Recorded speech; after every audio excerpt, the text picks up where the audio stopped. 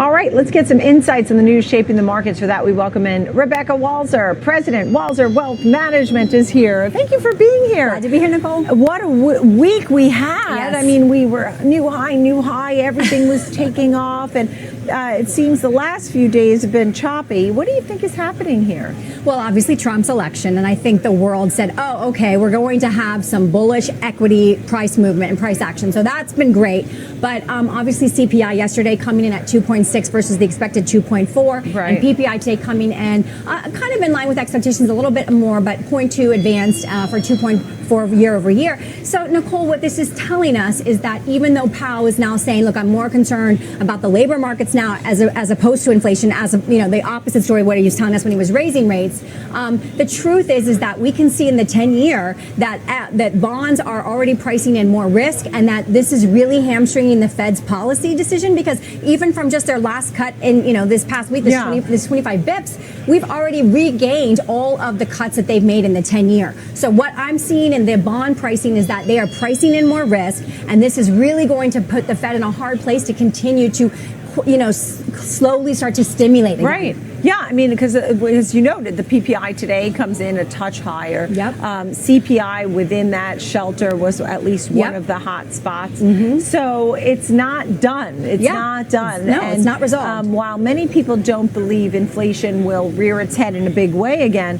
they are worried. Yeah. And they don't want the Fed to cut too much. So maybe we'll see a pause in December. I mean, there are a lot of folks who are still betting on the 25. And what people are saying is you won't see 25 in December and 25 in January. Well, yeah. It will be one or the other. And I thought, the markets basically went from a 57% to over an 80% likelihood that we'll see now 25 bips in December. Right, so right. I do think that the market is expecting December. Yeah. And we'll hear also, people are going to be hanging on Jay Powell's words today. He's speaking in Dallas, I think at 3 p.m. Eastern time. So, people will be listening for any sort of indication on his thoughts going forward. Well, I think what he already said since Trump's election, when a reporter asked him directly if Trump, like he did 6 years ago, starts to talk about you potentially stepping down, would you step down? And he came out and said no. And basically, from a legal perspective, as a lawyer, he's kind of almost promulgating that he doesn't feel that he has to step down if the executive president asks him to do that. So that's going to be a really interesting power play dynamic between these two people. Right. And, I was reading, too, that, he said he can't fire me by law, right? Something like that. But I was also reading that Trump was likely to keep Jay Powell if he sort of stays on this path of cutting or pausing, that it was okay until his retirement or end of this contract arises. So what do you do with the markets here? I mean, where do you make money between now and the end of the year or in the next 6 to 12 months? So I know, Nicole, I'm going to be vindicated at some point. I am still expecting, based on the China situation that's happening and based on the Germany manufacturing collapse that's happening, between those two things, we're already seeing a forward price projection of global demand for oil, crude, coming substantially down. Right now we're at the 68. We're seeing some commodities experts pricing in the $51 range. So if you see that kind of global demand slow down, Nicole, then that is a bellwether tell that we are in global recession, and it will come to us. Trump there or not, it will come to us. We can't fight the entire world's slowdown. You did say, I mean, you did say something like 30%. I know. You said a big sell-off. Yeah. You said big sell-off. I mean, I don't know. What are you saying? It's coming still.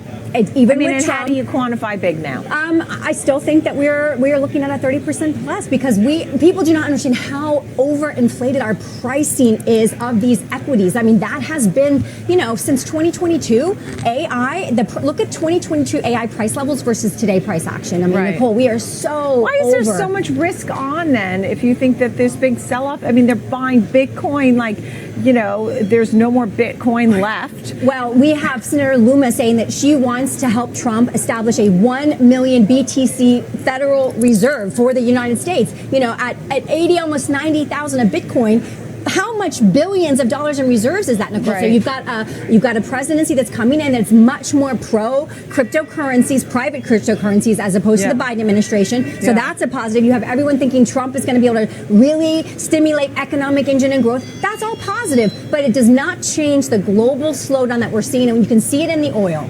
So yeah, and look, I've had oil people on who came and talked about a 5 handle, right? We're Exactly. $69 today, Yeah. but that with a lack of demand and maybe even a deal with Iran where they can pump more oil Exactly. if President Trump works with Iran, that they can pay.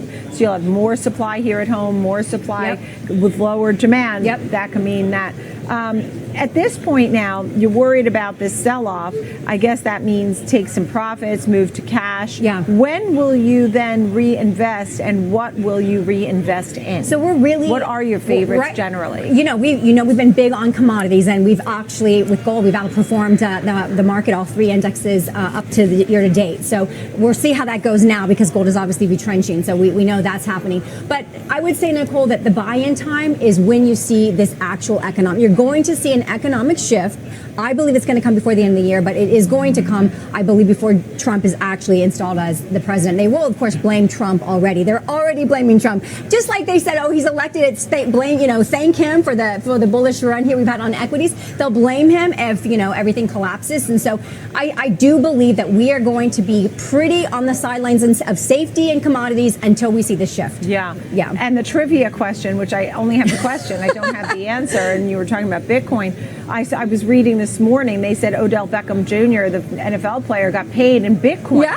A couple of years ago. He wanted his salary in Bitcoin. How much is it worth today? Yes. All right, everybody Google that and find out the answer. And make sure he held it over 12 months, so it's good. It's long-term. You definitely did incredibly well. Rebecca Walser, it's always great to see you. Thank you, Nicole. Thank you so much. Rebecca Walser, president of Walser Wealth Management.